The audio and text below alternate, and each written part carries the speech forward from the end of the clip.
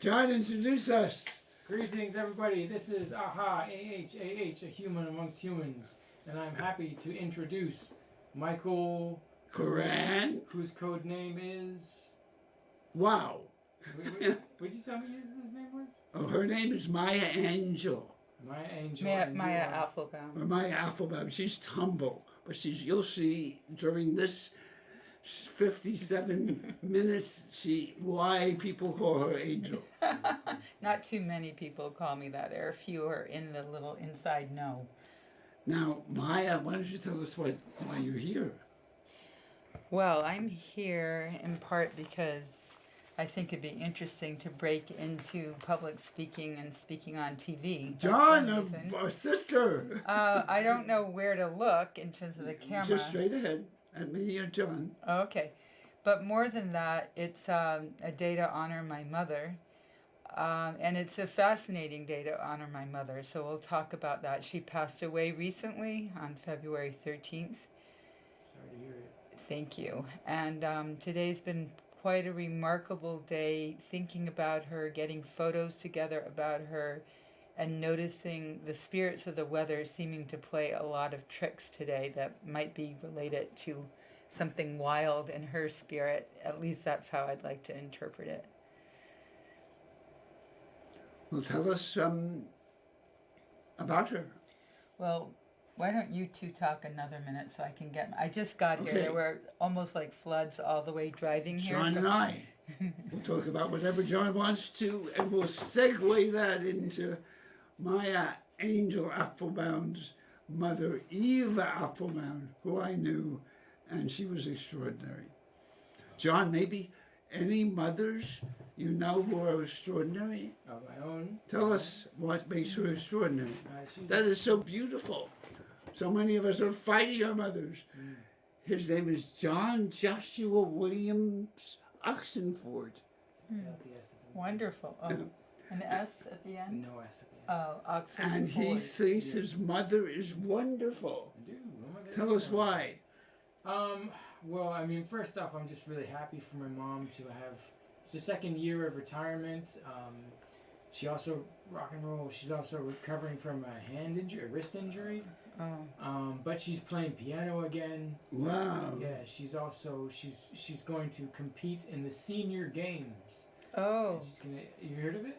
No, senior piano Senior games? Piano No, games? it's actually. I was just going on a different tangent. Which is speed walking. It's the Olympics for seniors. Wow. Oh Speed my. walking.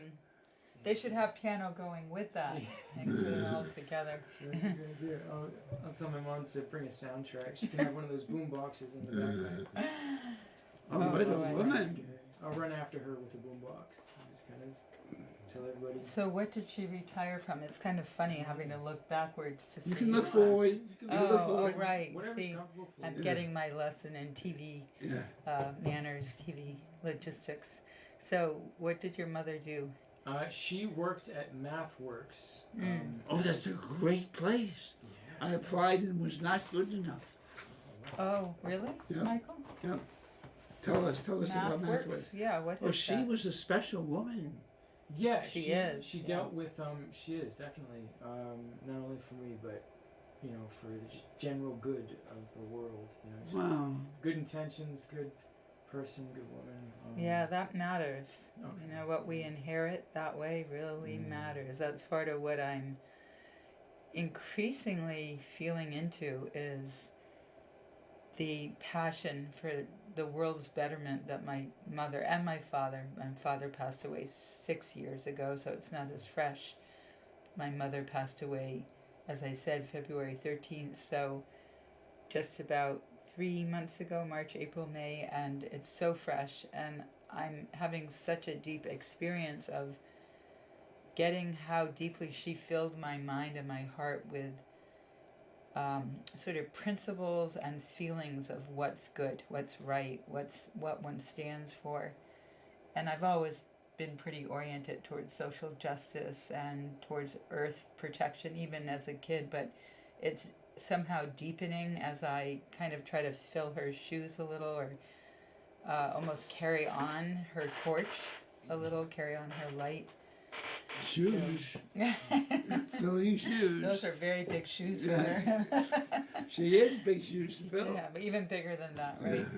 So what is MathWorks though? I still don't have a sense of what it is. Sounds like algebra and geometry. Works on software for I wish I could give it a better plugin, but it works We on just software. got dark.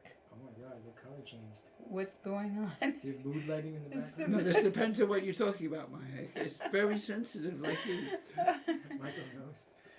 Is not something wrong with the? No, Okay. Maybe very tragic. it depends on if you're talking about John's mother. About you'll see when we talk about your mom, the scene will change. It helps software for important things. I want to say NASA, but I'm not sure. I know they promoted WGBH. Yeah, they do big things with software to help the world be a better place.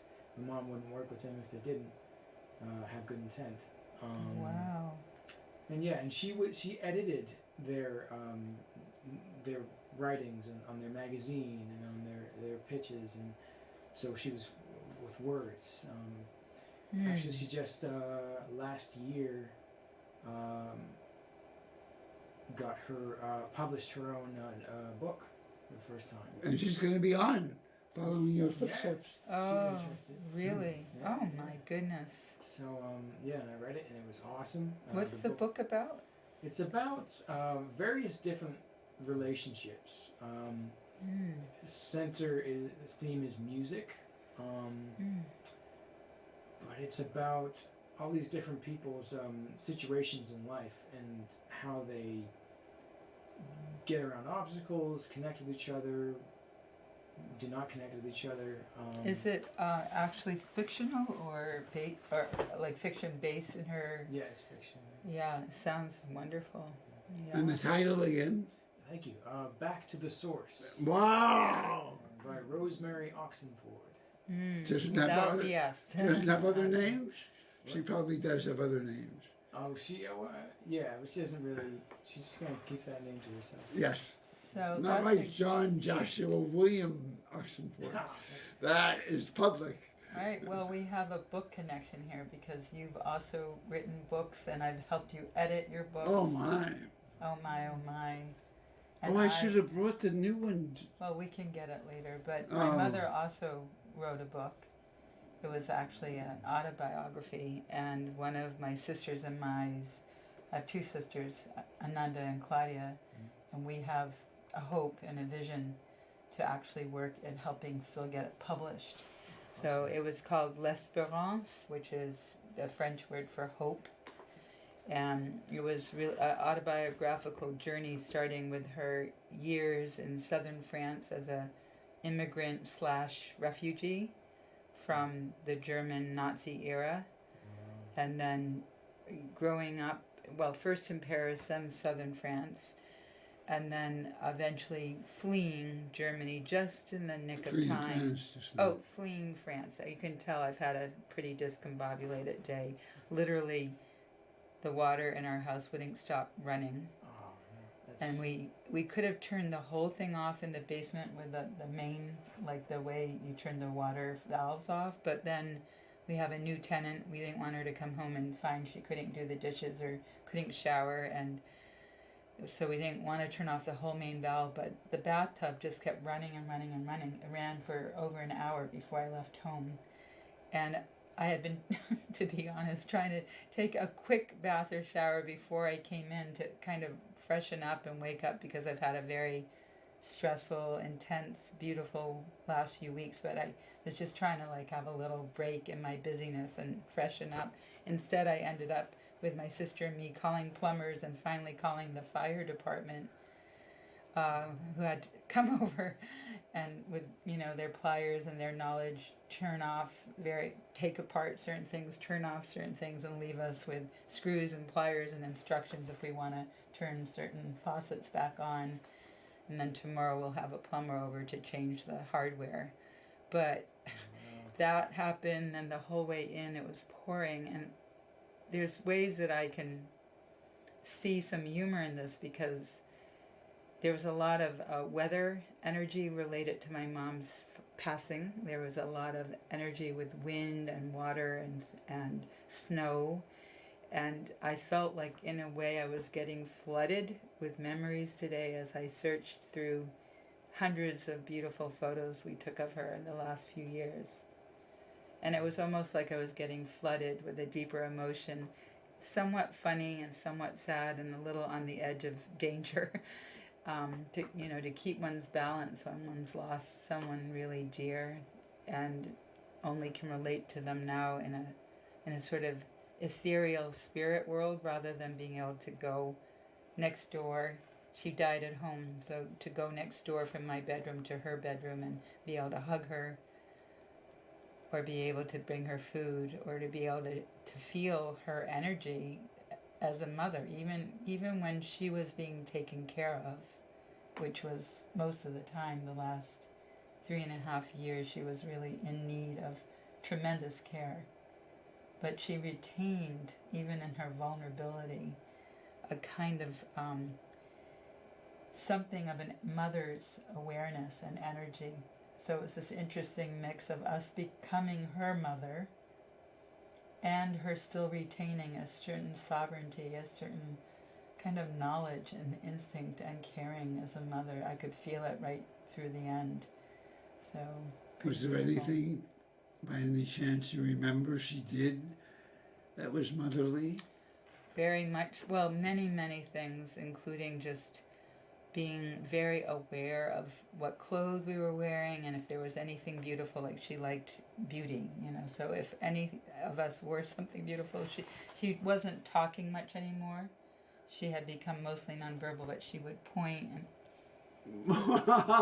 and really point at that particular smile, or if we came in after having been gone maybe for a week, or if she really appreciated something, or if she had enough energy. Often her energy was really lowered and diminished, or she was exhausted a lot of the time. But if she had a little bit of energy, she would almost always try to show us her appreciation for I think she knew how much care we were putting into what she ate, making sure we slept by her bed so she wouldn't fall off, or so she could have help going to the bathroom, which was a very trying to think of the word so it translates to any of you who are watching, because it's hard to describe, and people don't really believe it, or they can't get it when we say that she literally had to go to the bathroom 30 to 50 times per night. Per night? I'm not exaggerating. We actually kept, those ways you can just strike a line, another line, 4 lines, and then a line through diagonal and keep count. We did that sometimes. She had some kind of tremendous problem that wasn't fully clearly diagnosed, but there were several ideas, and for a long time it meant that even though she was extremely weak from having had a major trauma in her life and falling down about 12 or 13 stairs on her way up to her bedroom one night in 2020, when I was still in India, she fell down almost the entire set of stairs going up to her bedroom, and luckily had a cell phone on her, which she normally didn't have. She was of a generation that wasn't used to using cell phones. So it was pretty particular. It was pretty, what's the word? Odd, or not particular. And anyway, it was odd that she had the phone on her that night. It was unusual. And my sister Ananda was home. I was living in India. My sister Ananda was living in Littleton, and in that home. Yeah, and Ananda, my sister, was in the basement, and my sister has a great hearing loss. She's impaired. She's hearing impaired, so much so that it might be hard to hear the cell phone ring. But she had it on some kind of vibration in her pocket, and my mother, who never uses the cell phone, fell down the stairs. the fall was broken by her landing with her back against the front door of the house, and instead of her tumbling out onto the front steps of the house, the porch, the door was closed and stopped her fall. She stopped with her back against it, and she had the wherewithal, she was still very conscious, to pull out the phone and try calling Ananda, who, thank God, felt it vibrating in her pocket, and went running up the stairs feeling something was odd and wrong. And she gets up there, and my mother's like, oh, I don't want to go to the hospital. I'm fine. And Ananda was really worried because it was clear she'd had a major fall. So Ananda called some very good friends who lived nearby. And I think she called one of our neighbors. We happen to have doctors next door. But they all said, you've got to get her to the hospital right away. You've got to get her.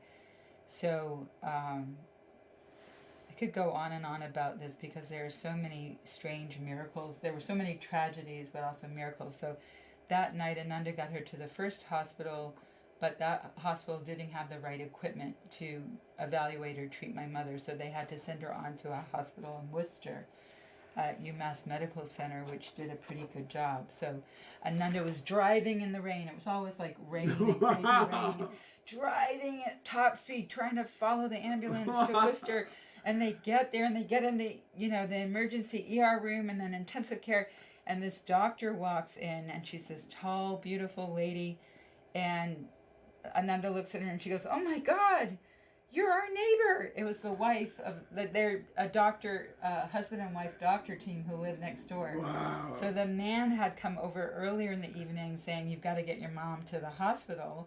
And Ananda had gone to the nearest hospital and then been sent onward and ends up in the emergency room with the wife of the doctor next door, being their caretaker and making sure Ananda had something to drink or eat, because Ananda herself was like so, stressed out, overextended, and so on. The story goes on like that throughout the last many years, 3.5 or more years, with there being sort of sadness and tragedy, but also incredible miracles. What are the chances of meeting your next door neighbor as a doctor? We didn't even know she worked at that hospital, and being sent on to that second hospital and having her be on duty that particular night at that time. So take a pause with that. And when did they find out about the fall? Did she need medical help, or was she okay? She wasn't okay. Do you know how many ribs you have on each side? 7? No. Keep going.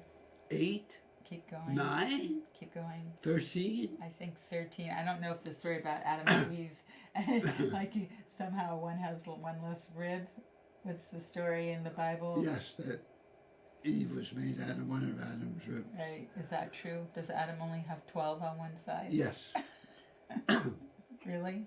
Yes, John. John's an expert. John, do you only have 12 ribs? I have no idea. I thought we had 6, so I wouldn't Well, ask you. maybe you can look it up on Google, but I believe there's 13 on each side, and she broke 12 out of the 13. And if you've ever broken a rib, I have. It's not fun because you can't laugh and you can't move well. And she was already a beautiful, strong, but old woman. She was 92. Wow. Plus she broke her collarbone, her right collarbone. So this always, from then on, it healed, but it always kind of stuck up and down. It formed a triangle in a way where it had broken, so that there was a kind of weird pocket of in between where it had broken. There was a weird triangular pocket, that depression, and you could see forever that it had been seriously broken, and she broke the 6th vertebrae in her back. So she was really seriously injured, and there was only a 20% chance that she would make it. And she did. I talked to her from India, and I could tell I'd never heard my mother sounding so weak and barely able to talk, but she definitely said, I think I'm going to make it. Wow. And she did. And then she continued to be extraordinary, resilient. Like any of you who are watching the show who watched our family over the last 3.5 years, or any of you who don't know my family, if it's amazing how resilient somebody can be, especially if they have community love. They have the love of the community, and they have people close by who care for them, rather than being in an institution, no matter how good the institution is. I'm sure there are some that are really remarkable, but most cannot give that sense of the warmth and connection and familiarity and the level of care that somebody in that position really needs. Now, most parents are sent to institutions. Yeah, we weren't willing to do it. You and your sisters were unique, like your mother. Your mother would have done like what you did. She had expressed clearly both wanting to die gracefully and with courage many years ago, already on a trip to Colombia that we took in 2016. On the way back we stopped, I forget where, but I think in Puerto Rico on the way back, and we sat in a little alley and had dinner together on the way back, and I asked everybody what was one of their big wishes. Like, our family tended to have moments of real depth. And I remember her talking then in 2016 about praying that she would have courage and grace when she was about to go. Wow, this is so extraordinary. Do we want to see her? Yeah, and I'll just say that she also really, really had prayed and made it clear that it was a huge wish of hers not to go to a rest home, not to go to a hospice center away from home. She wanted to be home, and my father had died at home. And we can look at some of the pictures. I know I've kind of jumped a little here and there. I just want to say about her book. We're hoping to get it published, and if anybody has great ideas about it, it's the story. It's not an Anne Frank story to the degree, of hiding, stuck in a little upstairs, afraid every moment that you'll be discovered with a whole bunch of people packed too tight. But it's another story of surviving the war, of having your parents be threatened with being caught by not just the Nazis, but by the French Vichy army, which became associated with the Nazis, became collaborators with the Nazis. It's a story of how they got out of there and the kind of people who stood up to help them, which so claim to fame was Marie Bonaparte, the grand niece of Napoleon Bonaparte. Had a lot to do with our families, my mother and my mother and my uncles and my grandfather and grandmother's ability to leave France had a lot to do with the great psychoanalyst Marie Bonaparte. Wow. And also with a man well known by many who are interested in World War II and how Jews, especially artists and intellectuals and writers, escaped. There was an amazing American man named Varian Fry, and he had a long list of kind of Jewish intellectuals and painters like Chagall that America and he and others wanted to rescue so that they wouldn't lose all that cultural wealth from the world. And somehow it seems our family, Kalischer, my mother's side of the family, was on that list, and he had something to do with safeguarding their passage out of France too on a boat, which we don't know the name of. I thought it was maybe called L'Espérance because the name of the book is L'Espérance, and it's a lot also about the voyage by boat to Morocco, and then from Morocco to Baltimore, and then from Baltimore to New York City, and then even some of what happens after that, which continued to be a pretty dramatic story because my mother was so skinny at that point from having been malnourished in the war, like people are dying in Gaza, and she would not be happy about this at all. Doesn't matter if one's Jewish right now, it matters what's happening. It does matter that one's Jewish because the basic, deepest principles of Judaism are not about starving other people or hurting other people. They're about making the world whole and treating others with respect. So it's a whole other topic, but one of my passions right now is trying to learn more and use opportunities to say that, you know, she would probably be out there protesting for ceasefires if she was still alive, Go, Hiva! without overlooking that Hamas is also a serious threat, no matter how they came about, even if it had to do some with occupation or oppression. Still, the way that they acted was abominable. And so it's not to overlook that, but it's to ask for there to be a level of pressure on Israel and Hamas towards a different level of being in the world, which we've all, most of us have been longing for centuries. So yeah, so I can turn to, my mom wished for peace, world peace, pretty much every time she had a birthday cake in front of her. And she got her chance to like do her, you know, taking that deep breath, blowing out the candles. It was almost, maybe she had some private wishes for like a great pair of new socks or a hot date with my dad or something, but the external wish that she shared with us over and over was for world peace for many, many years. And some of the pictures I'm going to show you now at the end have a few birthday pictures, so at least that will kind of tie in as one integrated unit in this conversation. Should I go ahead? I just wanted to ask John, any comments? Oh, I mean, just hearing that last bit about, you know, the root of Judaism is in peace and the world being whole. It's just been on my mind for a long time. It's actually something that I have in my mantras pretty much every night.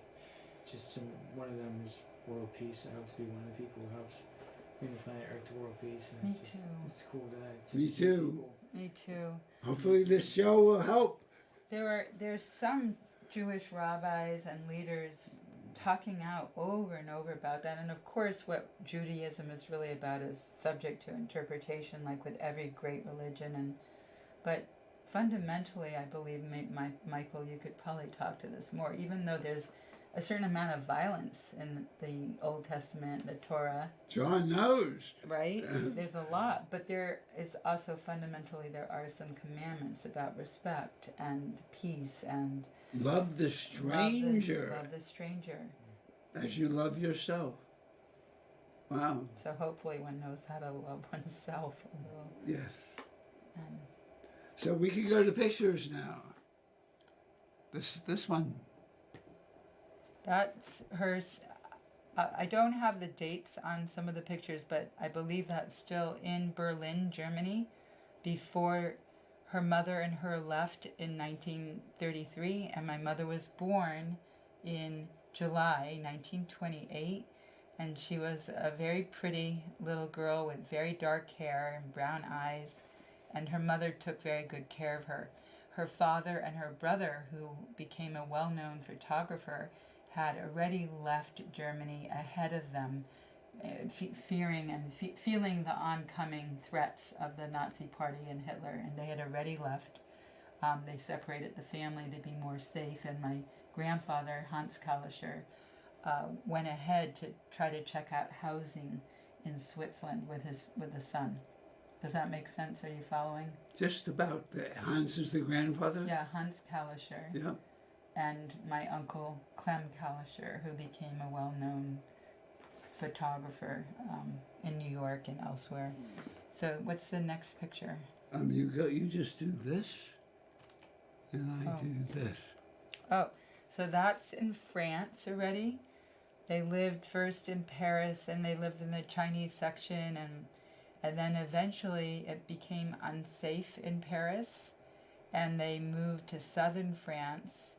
And I believe that's my mom in an area of France along the coast called Brittany, where they had these beautiful white headdresses and white lace collars.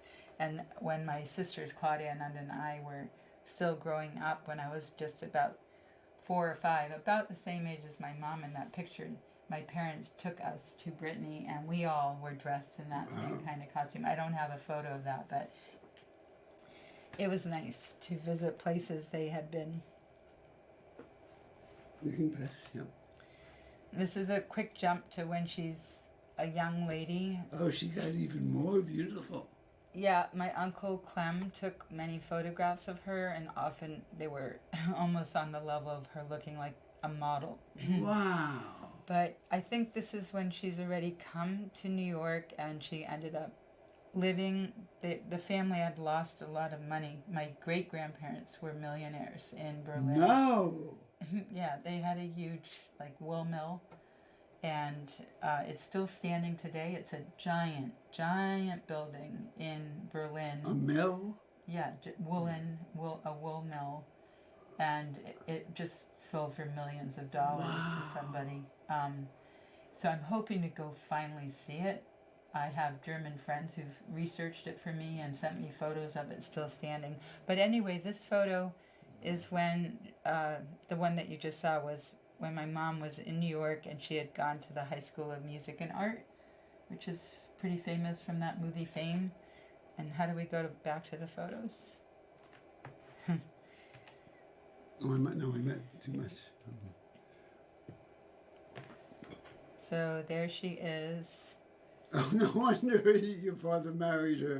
Who could resist? There's a lot. I wonder, lots of beautiful stories about how they met, too.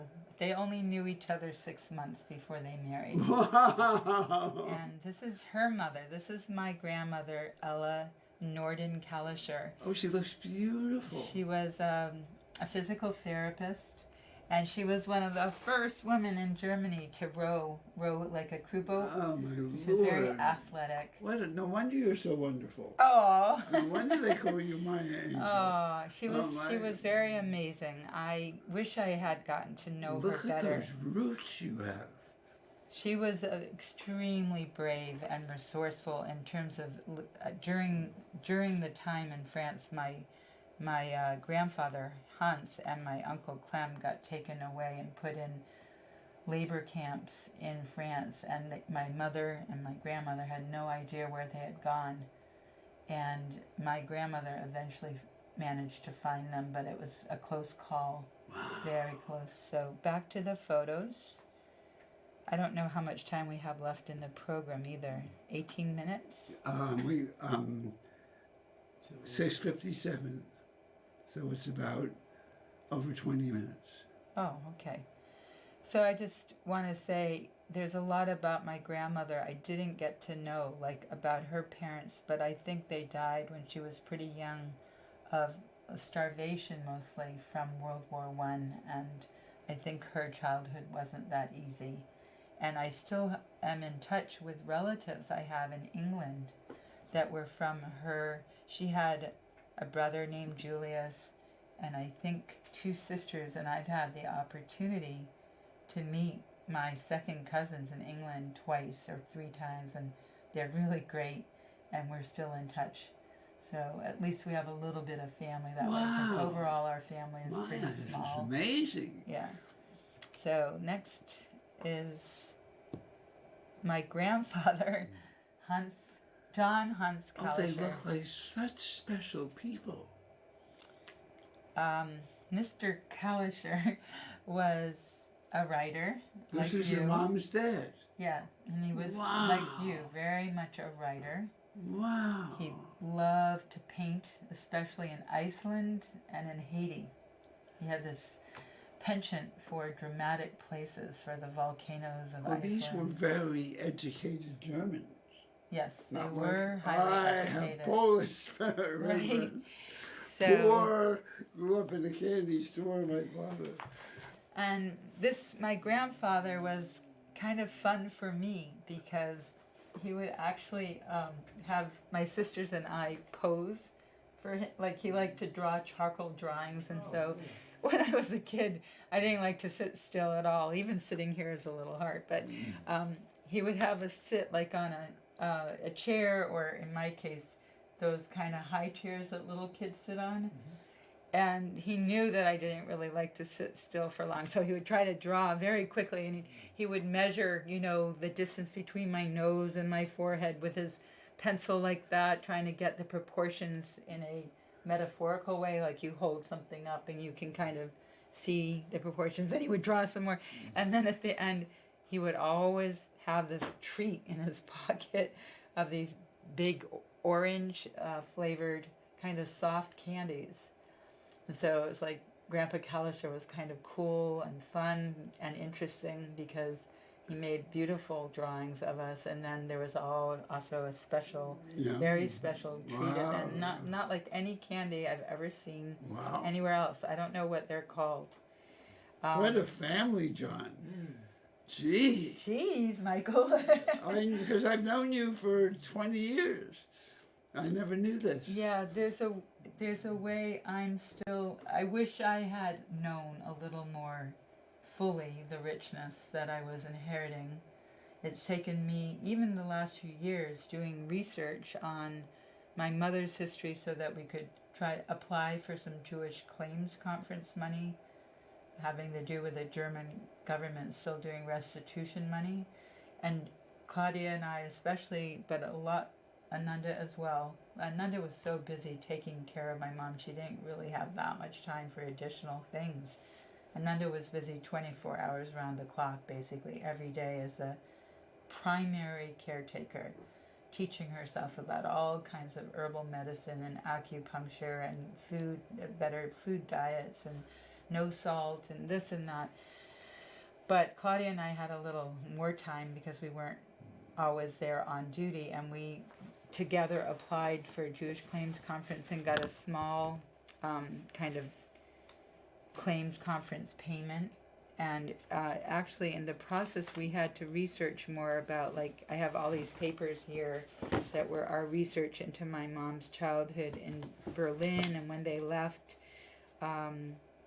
such as let me see, this is an interesting thing, you can't really see it well, but we found that we didn't even know this, we found that there's a special stone in Berlin dedicated to my great-grandmother on my mother's father's side under the name Gertrude Schacher. I don't quite know how to pronounce that. Shaker. Schacher. Schachter. No T. Schacher. Yeah. Schacher. And they have these stones. Some of you may know that they're in Germany. There's been a lot of work to try to heal some of the past trauma. This is the factory that my grandfather, you can't see this well either. It's really big, doesn't show well. Oops, that way. But the stone, I'm looking for the English translation. This is all in German. It pays tribute to her and the family. Wow. And it's a cobblestone in the street. John, you probably have heritage like this with that name, no? Possibly. What's the name again? Your name. My name. Oxenford? Yes. Possibly. They must have owned oxen and a river and forded over it. Yeah. Man. Cool. So it says here about my great-great-grandmother having my grandfather in 1895 their son Hans, my grandfather, was born, who later called himself John. In 1898 their son Werner was born. The family then lived in Asselbannerstrasse 9 in Charlottenburg, a small middle-class residential street. At the beginning of the new century, Gertrude Kalischer's father died. Her brother Franz became the new owner of the company. She was to receive part of the profit from him until 1938, the year of his emigration to the USA. Her husband, Emil Kalischer, became wealthy as a textile manufacturer. He was the founder and co-owner of a Wurst yarn spinning mill, co-owner of a wool company, and 2 stocking knitting mills. And in it talks about where they moved and the kind of environment, the sort of wealthy environment they moved into. And then it says about my grandfather that he became a psychoanalytic remedial teacher and worked in Berlin, and he was a Freudian analyst. Yeah. But there's more, and I'm trying to find, I don't know if you want to know the name No, of we these better go cobblestones. back to, we only have 18 minutes. Yeah, they're called Stoppelstein, which means cobblestone, Stoppelstein, and it's a project in Germany where they commemorate people who died. My grandmother died, and my great-grandmother died in a concentration camp. My great-grandfather died by committing suicide, so this is all part of the healing that we must work on. Wow, That this will, beautiful family and the horrors. Oh. yeah, and the horrors continue to be perpetuated, as we said, in other ways now on other people. It's all wrong. There's no I justification. love you saying that. Love it. So let's go on. Yeah. This is jumping ahead to my father and my mother on their wedding day. No, they look so in love and happy. I don't know what my father was saying on the telephone. I've always wondered what that call was about, or whether it was almost just posed for a picture, like, No. hello, we just got married. Wow. This is my grandmother and grandfather and my father and mother sitting at their dining table.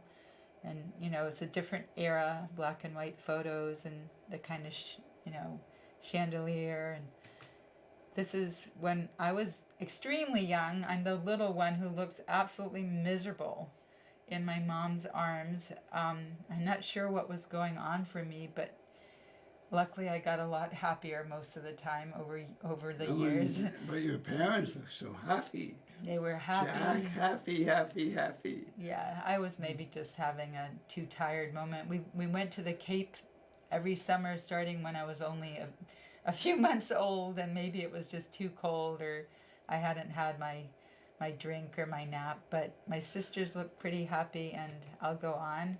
Oops. No, you go, I'll go. And this is in India. We moved to India, to southern India, when I was 6.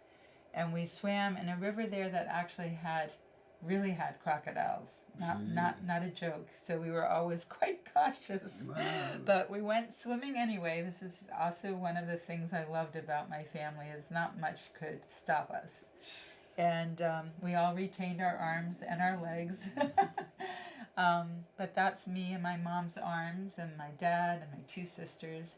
And I think I was much closer to my mom than I really even realized till now. So it's kind of a lesson for people who have their mothers alive.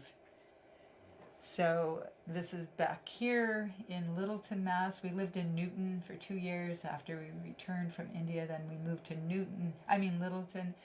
And my parents actually went to Harvard University School of Education together and earned their master's degree together in education. My dad already had an engineering degree, and he was already teaching engineering at the University of Lowell, but he wanted more insight into the world of conveying and communicating information, and he made some very dear friends while he was working at the University of Lowell, who are still in touch with us if they're still alive. And my mom ended up teaching elementary school and art after that, and my sister Claudia is on the left. I'm in the middle in an Indian dress with elephants on it, and Ananda is on the right.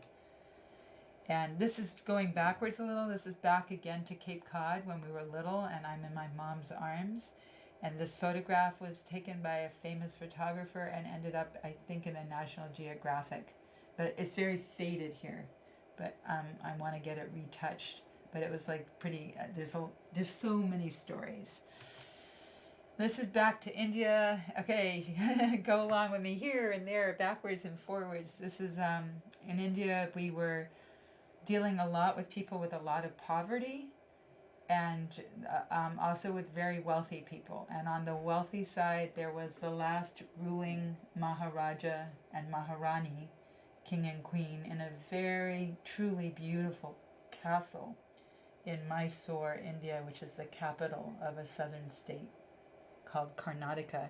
And we took lessons riding on the king's horses very early in the morning at their stables, and those were our riding outfits. And I had, this is jumping back. Oh my! How many minutes do I have We left? only have 12 minutes. Okay, will you give me a heads up when we're Sure. down to like 2 minutes left? Yes. Sure. And I think I'll go through the Count on pictures you, John. a little quicker. Yeah. I know it's a lot about me and us, and It's okay. I think if there's some underlying themes about living life fully.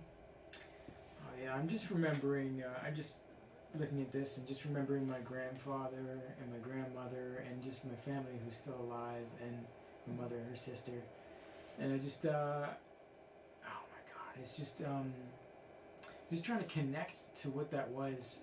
You know, how I was raised and how I grew up. It's just this beautiful feeling, you know, just unscathed by any sort of pain and I feel like I'm revisiting it for the first time in a very long time. Wow. So I'm really interested in, I'm really appreciating what you're talking about here, and I don't want to interrupt. Well, it'd be nice to do a program about that. Sure. And it's nice to hear you had that. Not that many people get to experience that, right?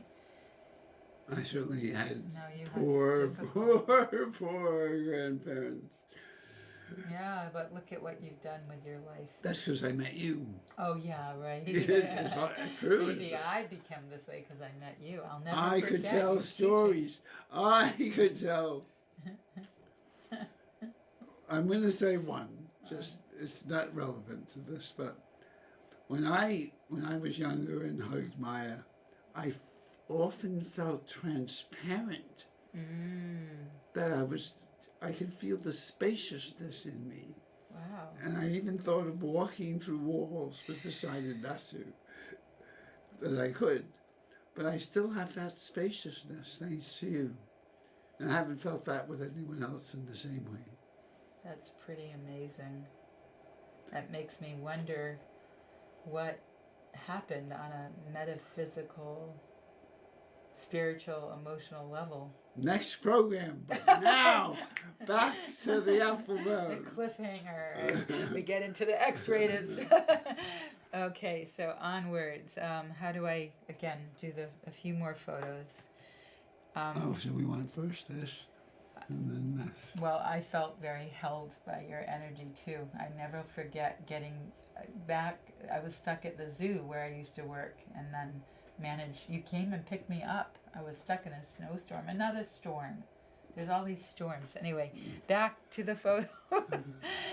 My mom and dad did not always have an easy relationship. Don't let me fool you into thinking it was all ideal. There was some real trauma left over from the war and from other difficult things, and they were both very loving but also in some ways quite different. But they, despite some hard things, they also had a lot of love, a lot of adventure, a lot of I think they really enjoyed traveling together, and they cared for us as children in quite a strong unit. Jeez. So we were lucky in that way. On the bottom photo, we're all having a picnic at the ocean with our usual friends, the seagulls, who often like to join our picnics, of course. And this, I wanted to honor my brother-in-law, who's on the far right, if you're looking at this with the glasses, because he's now not doing very well himself and just called me today, and he's really having a hard time. This was after my father died, and so just in the last 6 years. My sisters, my mother, and I. My mother before she fell. And this is my father. If you look at the back of the picture, you'll see my mother on one side in a green shirt with white short hair and a kind of darker purplish shirt over the green shirt, and then there's a bed. Do you see the bed? I think so. It's at the very back of the Yes. photo, near Yes. the window, and Yes. it's my father's hospice bed in the living room. Oh. And so we went through doing hospice for my dad. My dad was alive there, and it was his birthday. He had his final birthday and his final anniversary day and a super blue moon and the State of the Union and several other major things all in the last week of his life. So you can't see him well there, but he was right there with a lot of friends. And this is just giving you... And I'm sure Jack and I used to joke. I said, "You're going to be surprised, Jack, after you die, there's going to be more. He Right. said, you'll be surprised, there won't be. Oh, more. More life after we die. Oh, yeah, that's a whole other topic. But there's. Oh, I can feel it even now. I Yeah, can feel your so mom. this is, Wow. when she's. There were so many emergencies the last 3.5 years. This is not when she was coming back from the huge fall where she broke her ribs. This is another Wow. emergency, Oh, and but I'm this is in the back. such a great tribute to her. And the firemen in Littleton became very important to us. They Wow. were so often they would be there to help us to unload her from the ambulance or to bring her down the stairs. And you can see the ground was wet. There was often something going on with a storm or a snowstorm, or with both parents. There was like a drama with the weather. So I also wanted to honor my sister, and I told you I'd get back to birthdays. We Look made how happy she is. this is my mom about 2 years ago when she was already, had overcome that massive fall and was still alive. And Ananda with the birthday candles in the backyard, and we had lots of people over, but I don't have pictures of all the people in this selection. And that's my other sister Claudia and me tying a fun, cute headdress that my mom and I made. A fish, we call it the fish headdress, because my mom was very artistic and she supported my sense of whimsy and creativity and parade art, and had actually helped me make that fish many years ago. So for her birthday, we dressed her up. Oh. Butterfly wings held on the front. Butterfly was her totem, the monarch butterfly, and the fish headdress on top. And she was sort of a queen for Yes. the day.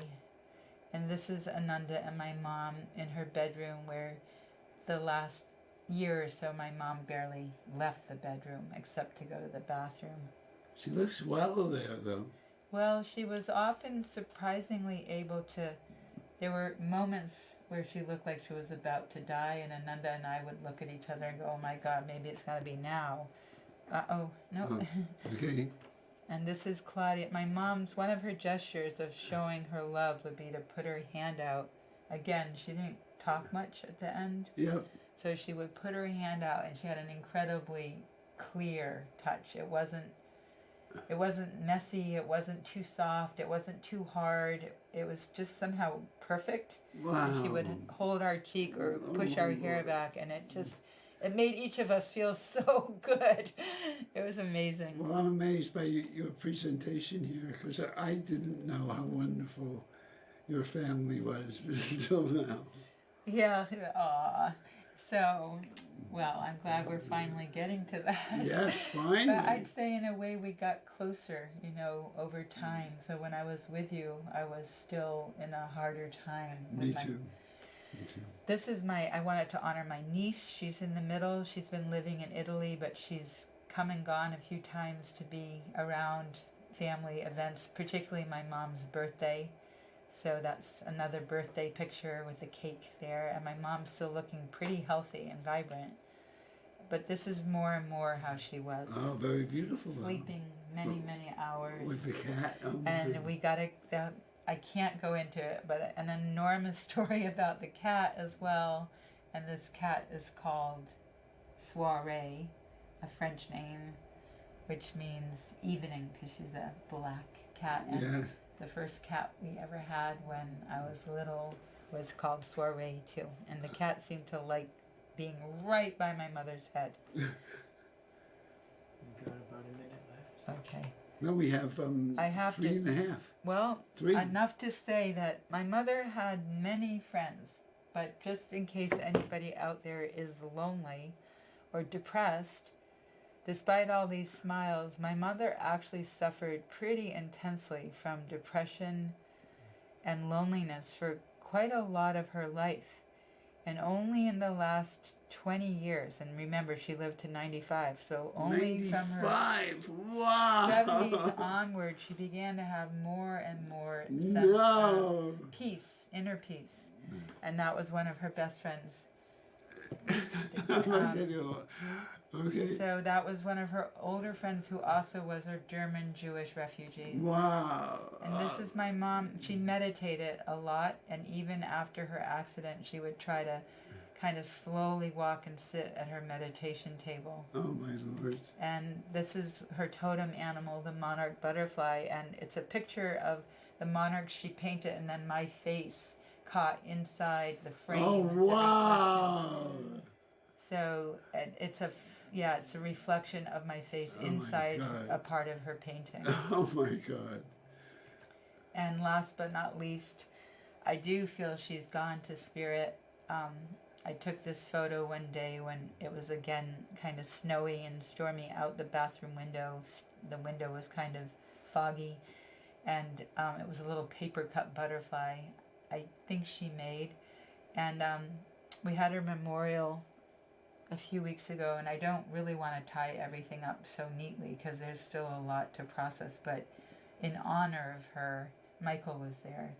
We had a theme of the butterfly running through the whole procession, through the whole memorial, including a procession at the end, which was with a butterfly theme with big, beautiful butterfly things one could hold in one's hand, and a friend of mine wearing giant butterfly wings, and this theme of metamorphosis, even Wow. death Last minute. is a form of metamorphosis. Yes. So, thank you, Mom. Thank you, Thank you, Eva. Michael. Thank you, John. Maya Angel. Thank Thank you. you, John. I just wanted to make a quick note. You had problems with the water being on all day. They shut down the water at where I live today, Oh my gosh. and it's been Pouring. pouring all day. So there must be some sort of theme around this. Something's going on, Yeah, right? yeah. Is that really it? Oh, well, I welcome those of you who are listeners tonight to somehow give some feedback. I'm not sure how. How would they give feedback? 15 seconds. How would they give They feedback? can write CCTV, CCTV. 438 Mass Ave, Cambridge, Mass. Is there an 021. online presence? I do not know. Do you?